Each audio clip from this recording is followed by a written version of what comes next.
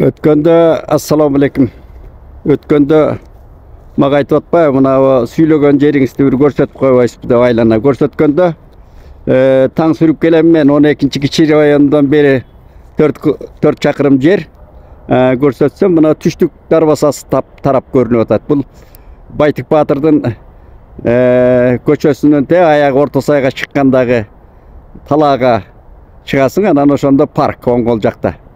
Дайрасан, Советтер Союзунун баатыры Дайрасанов атындагы парк бул өзү. Мына уягы Алато деген тойкана, баягы Исай Өмүркулов мери болуп турганда бир чырлашып анан камалды беле айтор. Анан ошондон берки, анан мына жалпы парк, мына төрүндө карагайлуу роща, аянтча бар. Дүйшөндүн манаш деп коет аксакалдар. Мен дайыма пакет ала келип тазалап, мына ушул айланаларды баягы көчмөн доордо калган, энелеримден калган кыргыз жорогум да адатым ошол тазалап кетем. Анан кийин мына тоолор аркы аларша тоо кыркалары, анан бас бөлтөк мынабу. Андан кийин анан мына түштүк жагындагы, күн чыгыш жагындагы үйлөр жаңыдан ал мына өзөндүн ар жагында, аларча өзөнүнүн күнбатыш жагында курулуп атат. Абдан уруп атышат, эми заңкайган үйлөрдү жакшы. Үйлөр эле салынып атат, эми бизде өндүрүш жок болуп атпайбы, ошого кейип атасың. Эми үйлөр кандай кимдер салып атканын дагы мына Камчыбек Ташиев айтып атат го, жана үйлөрдүн дагы артында чоң коррупция жатканын. Эми салганы жакшы дейли, бирок өндүрүш болуп бир элге кызмат кылса жакшы болот эле. Ар жактагы сейсмический кооптуу аймак деп атабыз, эми ага карабай эле салып атат. Анан мына паркка быйыл жакында эле 2 ай болуп калды го, мындай траншей чоң окопторду каскансып, арыктарды касып кетиптир экскаватор менен. Мен мунун жетекчисин таппай койдум. Мынча чакан аянтка 37 гектар жер мына парктын аянты.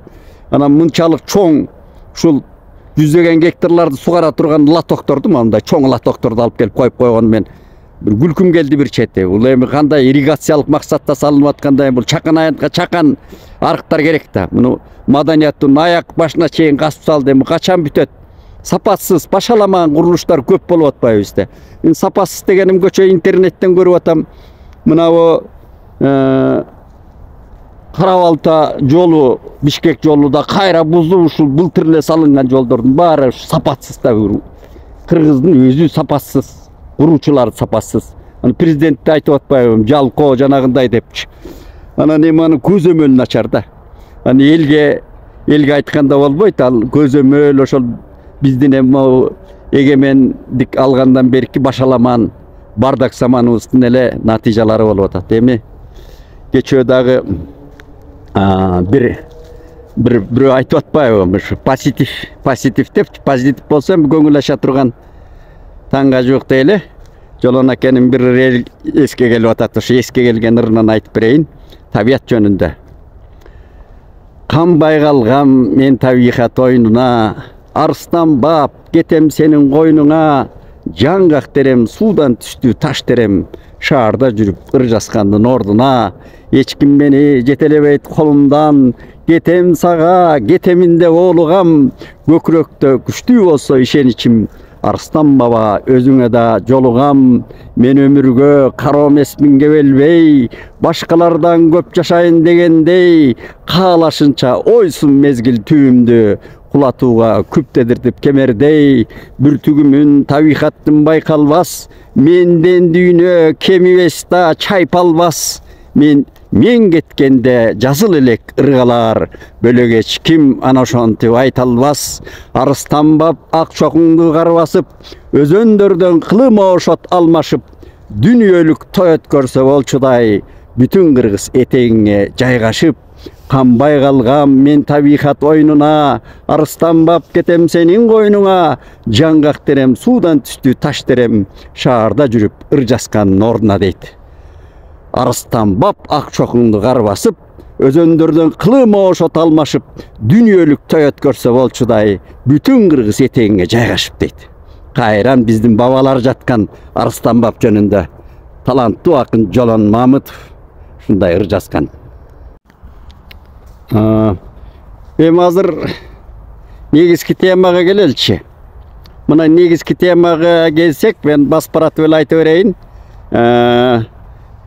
Өткөндө дидарыңыз деп дидарды көрсөтпөй эле сүйлөй берейинчи. Мурдуң чоң деп чыгып атпайсыңарбы тамаша. Тамаша дейли мына. Кечөө бир кичине кооптуураак акыбал болду да биздин мамлекетте. Мен муну ачык айтышым керек. Кооптуу да бул маселелер, кооптуу, биздин жүрөгүбүз калган мындай. Жүрөк зыркырап турат. Президент Дордойго барды. Президент Садыр Жапаров өзү Дордой базарына барып атат. Мен а кишини дайыма өрт өчүргүчкө салыштырып сүйлөп жүрбөйм. Өзү барып өзү чуркап жүрөт. Мына берки звено эмне кылып атат деп айтасың да. Эми Дордойго ошол кассалык аппарат маселесине президент барыш керекпи? Ал кассалык аппараттардын автору, налогтордун механизмдерин чыгарып аткан автор Акылбек Жапаров барып сүйлөшүш керек эле ошол маселелерди. Эми кандай болгондо да ушундай базар турмуш деген өзү ушун 38 жылдан бери ушу базар бардагынан чыкпай койдук да. Бул эми жумгактап айтканда базарды илгери соодагерди кыргыз Кызыл Кулак деген кыргыз байыркы эл, ошол жөн айтпайт. Ал эми мына Мухаммед пайгамбар, акыркы пайгамбар деле соодан айткан. А киши мен Аравияга барганда көрдүм, эми соодасыз Аравияда күн өткөрүүгө мүмкүн эмес ал мезгилде. Азырго башка нефти чыгып атат. Ал кезде жалаң чөлдө соодадан башка иш жок да. Жерде дыйканчылыкта, мал чарбачылыкта болбосо, анан ошол соодан айткан Мухаммед пайгамбар. Эми соодада тазалык болбойт өзү. Таза соодагер болот деген калп сөз. Соодада кошот, ар кандай алдоочулук, соода деген ошондой. Анан эми өндүрүш болсун деп какшап атканыбыз ошол да. Өндүрүш көтөлү. Өнүккөн мамлекеттин баары өндүрүшкө өтүп кетти. Аравиянын алдында нефти жатат экен, алар ошо менен байып атат. Анан бизде өндүрүш болуш керек эле да. Кечөө президентке дагы бир чети ушу бооруң ооруйт, ошондой акыбалда эл кыйкырып жанагыдай ар кандай нефт ускан маселелер болуп атат. Эми элди да түшүнөсүң. Элди эми андайлардын баарын жазаш үчүн дегенде шарт түзүш керек ошол соодагерлерге. Мына Асанбайда бир базар бар эле, аны өзгөртүп өзүлөр жеке базар. Ана жеке базар эмес, эгерде муниципалный жанагыдай борборлоштурган мамлекеттик базарлар болсо, маркеттер болсо, аны элге арзан берип, ижараларга арзан берип, ошондой механизмдерин табыш керек эле да. Эми президент аргасыздан аркы жайга калтырып атат. Патент менен иштей бергиле деп.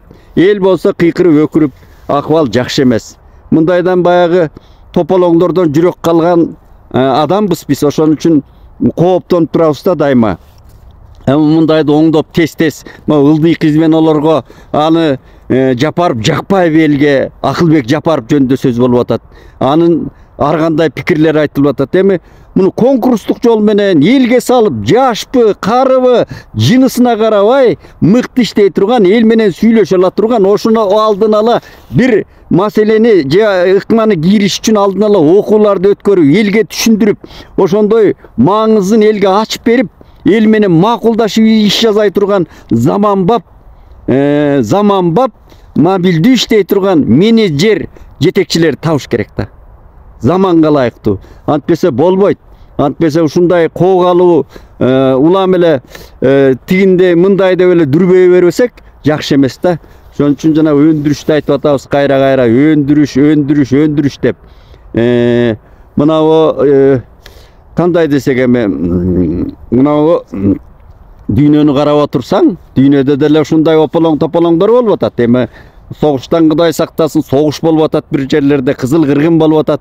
Эми биздин чакан мамлекетте өзүбүздүн күнүмдүк турмушубуз жакшы, аманат өмүрдө жакшы алдыга жылалы десек, ушу комплекстүү абдан бир подходдор керек болуп турат да. Көчөкү президенттин Дордойго баргандан кийинки жанагыдай бир коогалуу окуялардай болуп мындай коогалуу сезилип атат мага.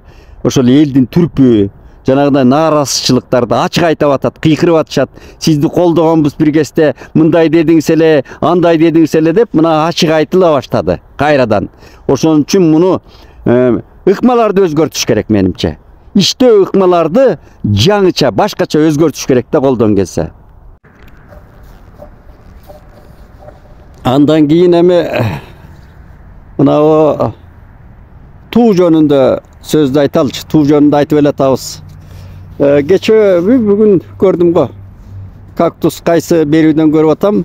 Автандил деген жигит бар экен, Автандил болуу керек аты. Жарандык активист дейби, же кандай блогерби?